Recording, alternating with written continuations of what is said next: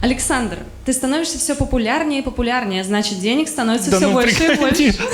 Ну, не так много, как хотелось бы. Но, судя по твоему образу, тратишь ты их не на себя. Расскажи, на что ты тратишь деньги?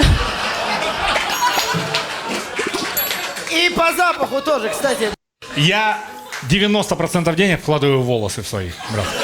Это видно. Деньги на ветер.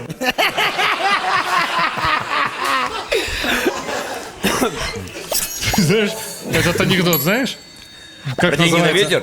Как называется, когда дом престарелых... Не надо, я умоляю. Подожди. Ба-ба-ба-ба-ба-ба-ба-ба-ба-ба. Как называется, когда торнадо разрушило дом престарелых? Бабки на ветер, прикинь. Спасибо большое.